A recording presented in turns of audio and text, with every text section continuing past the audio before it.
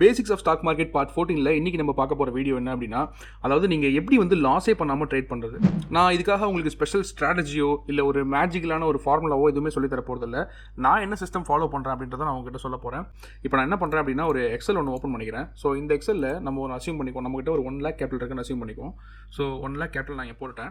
அடுத்து தான் வந்து இப்போ ஒரு நாளைக்கு உங்களோட ரிஸ்க் பர் ட்ரேட் வந்து எவ்வளோ வச்சுக்கலாம் அப்படின்னா, ஒரு 1000 ரூபா கூட வச்சுக்கலாம். 1000 ரூபா வச்சுட்டு உங்களோட ப்ராஃபிட் வந்து 2500 வச்சுக்கலாம்.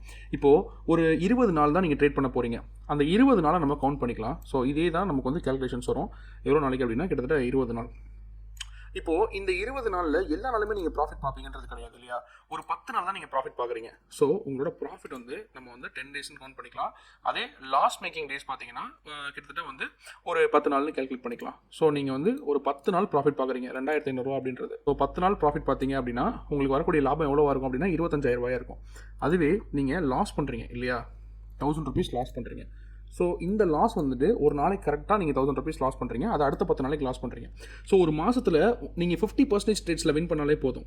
உங்களோட மொத்த P&L எவ்வளோவா இருக்கும் அப்படின்னு சொல்லி பார்த்தீங்கன்னா, உங்களுக்கு வந்து 15,000 நீங்கள் லாபத்தில் இருப்பீங்க. அதில் ப்ரோக்கரேஜ் எல்லாமே போக கண்டிப்பாக உங்களால் ஒரு 10,000 லாபம் பார்க்க முடியும். ஸோ நான் சொல்கிறது 1 lakhக்கு 10,000 அப்படின்றது கிட்டத்தட்ட 10% இல்லையா, அதாவது 5,000 ப்ரோக்கரேஜ் போகவே சொல்கிறேன். ஸோ இந்த மாதிரி நீங்கள் ட்ரேட் பண்ணும்போது எமோஷன்ஸை கண்ட்ரோல் பண்ணி உங்களால் ரொம்பவே ஸ்ட்ராங்காக ட்ரேட் பண்ண முடியும்.